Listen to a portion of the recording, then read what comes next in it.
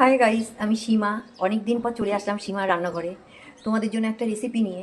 রেসিপিটা আমি এরকম মজার মজার রেসিপি ট্রাই করি, কিন্তু শেয়ার করতে আর ভালো লাগে না, তার জন্য করি না। যাই হোক, আজকে রেসিপিটা একদম আনকমন, ওর জন্যই নিয়ে আসলাম তোমাদের সামনে। দেখো, এখানে আছে 300-450 গ্রাম মতন ওল আছে। এই ওলটা মানে ওল কচু আর দুটো আলু। ওল আলু তো দেখিয়েই দিলাম। আর এখানে আছে 200 গ্রাম মতন চিংড়ি মাছ। এই দিয়ে ওল চিংড়ি ভাপা আজকের রেসিপি।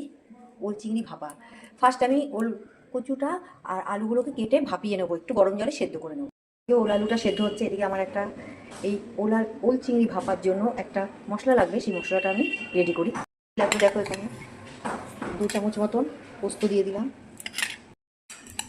2 চামচ মতন সাদা তেলটা দিয়ে দিলাম। মশলার যে চামচটা আছে 2 চামচ মতন সাদা সর্ষেটা দিয়ে দিলাম। মতন জিরে গুঁড়ো যে পাউডারটা, সাদা জিরে গুঁড়ো পাউডারটা, কাঁচা লঙ্কা যে পাকা ওটা দিলাম। সাইজের একটা পাকা টমেটো কেটে আঁটি ফেলে ধুয়ে দিয়ে দিলাম। দেখো, 1 চামচ মতো টক দই দিয়ে দিলাম। করবো সেটা হচ্ছে এই যে ওল আলু সেদ্ধ করে রেখেছি, এটা আমি এর মধ্যে দিয়ে দিলাম। মশলাটা দেখিয়েছিলাম, ওটা পেস্ট করে রেখেছি, এই যে এর মধ্যে এই মাছগুলো এর মধ্যে আমি দিয়ে দেবো। লবণ দিলাম, আর একটু লবণ লাগবে, পরিমাণ মতো হলুদ গুঁড়োটা দিয়ে দিলাম। যে একটা পেঁয়াজ কুচিয়ে রেখেছিলাম ওটাকে দিয়ে দিলাম, পাকা লঙ্কা কাঁচা লঙ্কা দিয়ে দিলাম। এবার তেলটা দেবো, সামান্য পরিমাণে গুড় দিয়ে দিলাম, একটু মিষ্টি হাত দিয়ে মেখে নিলাম।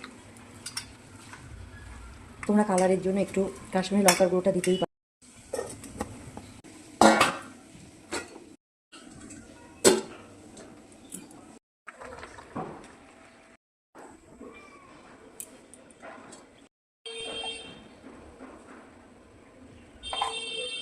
এটা হয়ে গেছে, আমি এবার এটাকে দেখবো কীরকম হয়েছে। সম্পূর্ণ এখনো হয়নি যদিও। ওতে 1 চামচ মতো শাহি গরম মশলার গুঁড়োটা ছড়িয়ে দিলাম। এই যে কসুরি মেথিটা, 1 চামচ মতো কসুরি মেথি হাতে ম্যাশ করে ছড়িয়ে দিলাম। এবার যেটা দেবো ঘিটা পছন্দ না করলে নাই দিতে পারো, স্কিপ করে দিতে পারো। বসাবো না, এটা আমি এভাবেই রেখে দেবো 10 মিনিট মতন, ভাপে ভাপে এটা। দেখো 10 মিনিট হয়ে গেছে।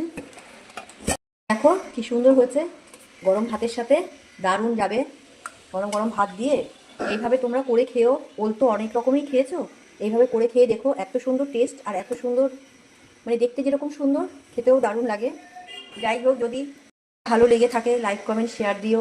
আর দুদিনে আমি বুঝে ফেলেছি তোমরা আমাকে এতটা ভালোবাসো, আমিও তোমাদের অনেক ভালোবাসি। ভালো থেকো, শুভ দুপুরের অনেক ভালোবাসা রয়েছে।